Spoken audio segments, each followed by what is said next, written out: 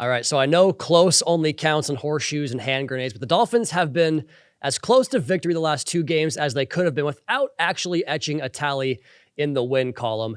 And while it sort of has the feel of just one of those seasons, through the first 8 games, that Buffalo tape and the Cardinals tape to a lesser degree last week are full of reasons for optimism, not just for the stretch run as our Dolphins try to claw their way back into things here in the AFC, but the future of the program and the evolution of the offense in the third year of head coach Mike McDaniel and quarterback Tua Tagovailoa together.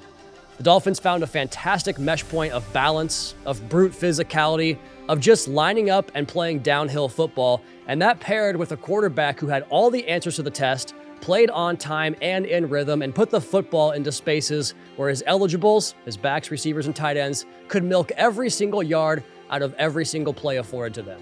In fact, I asked Coach McDaniel about the connotation that comes with the term game manager and why it's vital for a quarterback to be able to absorb all of the required information on any given play and use it to attack the defense where it's most vulnerable. Let's go to Coach. It was a great display of Tua's evolution of finding completions and utilizing his accuracy and challenging the areas of the field that weren't overpopulated. And, with a team that plays with a bunch of quarterback vision that relies on turnovers, it's absolutely imperative to be able to pass the ball efficiently and take advantage of the areas where they're voiding. So you have to play the position appropriately to get the ball to the eligibles at the time of the play. And that is an art form that many quarterbacks find very difficult, particularly against the Buffalo Bills. So I thought yesterday was a great example of aggressively taking what the defense gives you. And he was able to do have some success that we haven't had in the past based upon his commitment to his craft and being aggressive to all eligibles based upon overplay. That Bills tape really was something to watch for QB1 and this Dolphins offense. An offense that's averaging $170 on the ground over the last 4 games and a low watermark of 149 yards on the ground.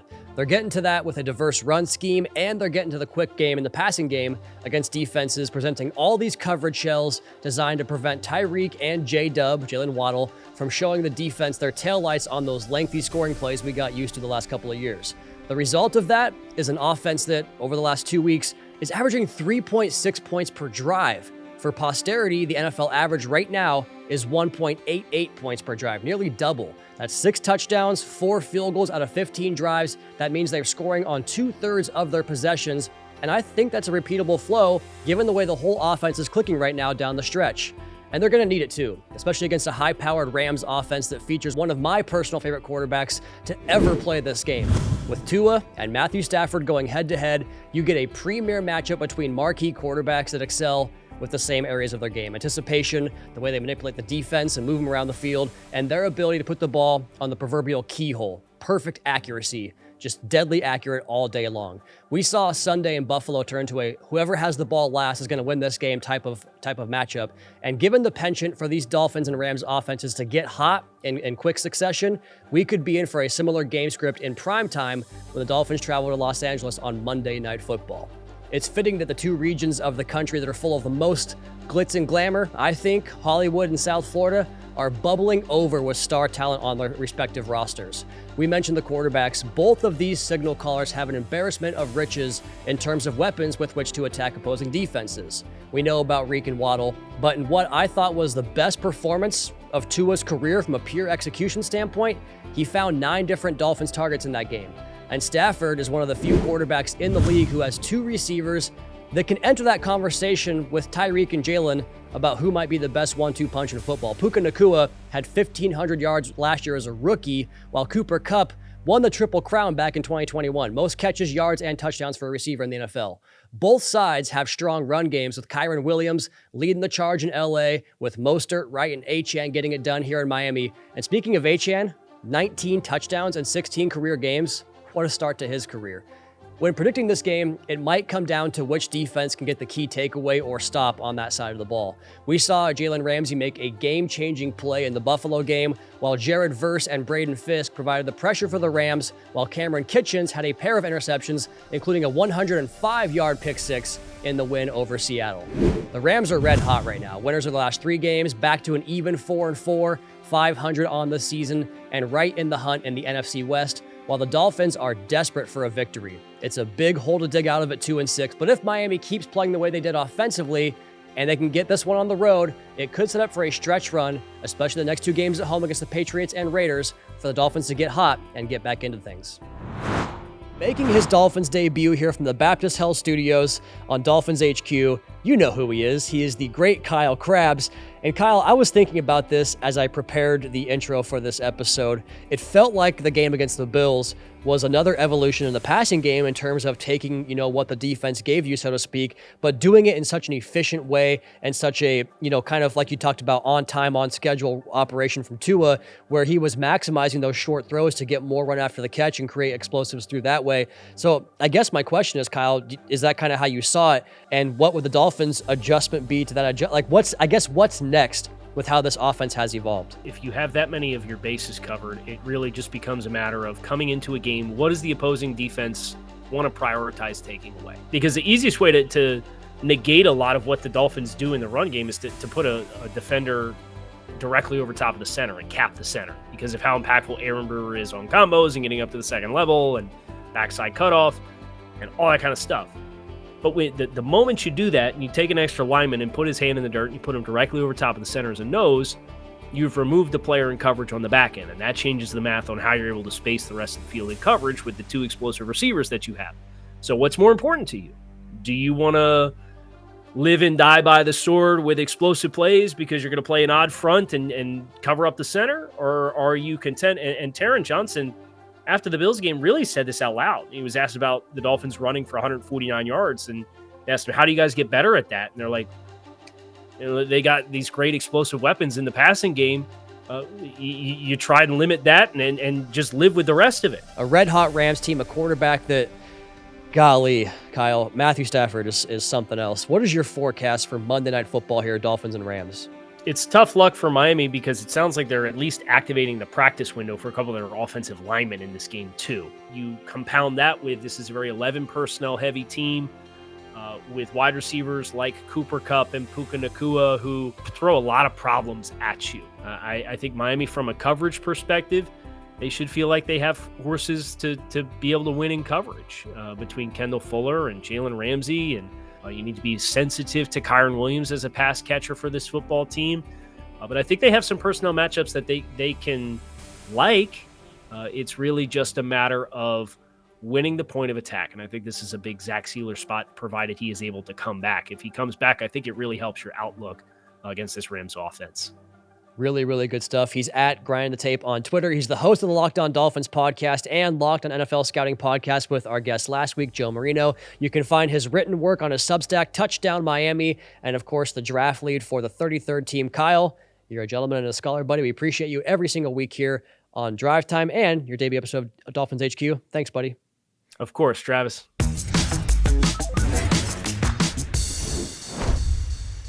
The Miami Dolphins organization has always prided themselves on their commitment to the South Florida community. The unique part about giving back is that it's different for everybody involved. Charities, donations, fundraisers, they're all fair game and all appreciated equally. For Dolphins linebacker and Miami native Anthony Walker Jr., signing with the Dolphins back in March's free agency period allowed him to give back to his alma mater, Monsignor Edward Pace High School, about a 10-minute drive here from Hard Rock Stadium. Anthony serves as Pace's assistant offensive coordinator under his father, who's the head coach of the program. Anthony spends most of his time at the school giving back the knowledge that helped him reach the game's highest level. We are heading to Monsignor Edward Pace High School, the school that I went to, where I'm also an assistant coach. At the end of the day, I think I really want to get into coaching. What better timing God brought me to, be able to play in my hometown and also be able to live 10 minutes from my high school as well. So I think I have a lot of knowledge of the game of football, and I want to be able to give that back to the next generation. We don't know how long we're going to play football. I knew it was always going to be a time where I needed to be locked in on my second career. Fundamentals, guys. That's all it comes down to every week. The team that wins is the team that do the fundamentals and details better than the other team. That's it. Now you got a kid that's younger, that's coming back as a coach and a player right now. I think one of these days he's going to be a great coach. Football is great, but at some point it's going to end, and you still have to figure out the rest of your life and what you want to do that'll make you happy.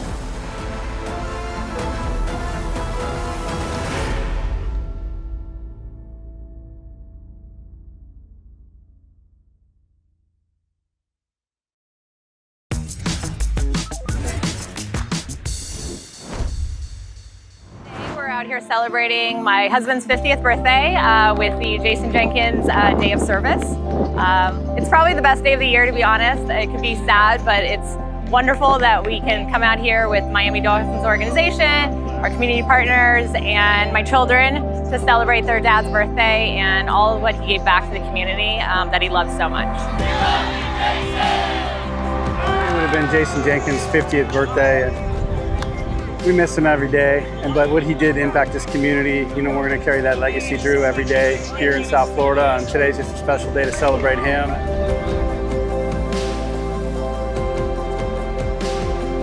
Happy birthday, Jason! There are 20 different projects and groups that we're working with, and we think we'll impact over 20,000 people, which is twice as many as last year, and it's all sort of to impact South Florida and Jason's honor and his legacy, and it's just fun to see all these people out here smiling and laughing and having a good time.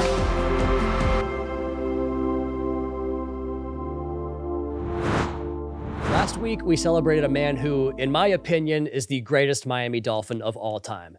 And while he never buckled a chin strap or donned the aqua and orange on Sundays, Jason Jenkins was South Florida. He was the Dolphins. He represented everything that's right in this sport, and quite frankly, everything right in the entire world. He championed diversity and empowering the voice of the marginalized. He solidified the idea of community and lending a helping hand to your neighbor. And that's why the Jason Jenkins Day of Service was established. Every year on his birthday, October 30th, hundreds of volunteers cover various regions of South Florida to provide charitable contributions across the community. And while it takes an army of several hundred to cover all the ground that Jason covered seemingly every single day, his impact continues to be felt even 2 years after his passing.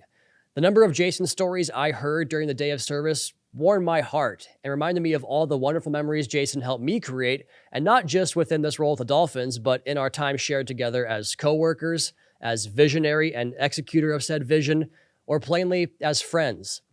So real quick, for those that don't know my story, I grew up a diehard Dolphins fan in the state of Washington, developed a love for the X's and O's and nuance of the game over the years of studying and writing about the sport, got into podcasting in 2016, and got on Jason's radar with the Dolphins ahead of the 2020 season. Through getting to know him, Jason envisioned the future of in-house media and built out the Dolphins podcast network with Drive Time and the Fish Tank podcast, asking me to take my version of my show at the time, Locked On Dolphins, and do something similar with the Dolphins here, and that was the birth of the Drive Time podcast. So on top of being a visionary and a champion for all walks of life, Jason was a dream maker. I looked to Jason for career advice, personal life pick-me-ups, anything I needed, quite frankly, and really, Jason, he was my hero. And I had a chance to catch up with the person who helped everyone close to Jason gather strength during that difficult time, one of the most courageous people I've ever met in my life. She's now working with us as a chair on the DCC, Jason's wonderful wife, Liz Jenkins. As this day is all about, there's so many people associated with the Miami Dolphins that are all over the community today celebrating this great day. But Jason kind of did that on his own every single day.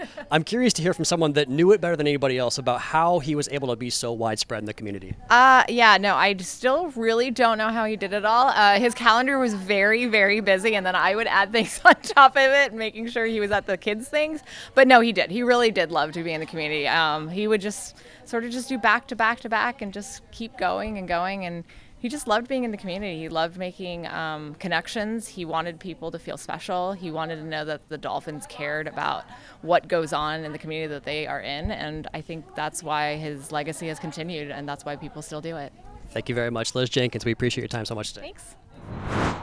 And that wraps up another episode of Dolphins HQ. For more from me, check out the Drive Time podcast, where I drop 5 new episodes every single week during the 2024 season. Also, check out the Fish Tank podcast with Seth Levin, OJ McDuffie. New shows from them every single Tuesday. Subscribe to the Dolphins YouTube channel for media availabilities, Coach McDaniel breakdowns, game speed recaps, and that great Anthony Walker Jr. feature we showed you a bit of earlier. Enjoy a nice long weekend before the Dolphins play on Monday Night Football, and we'll see you next week.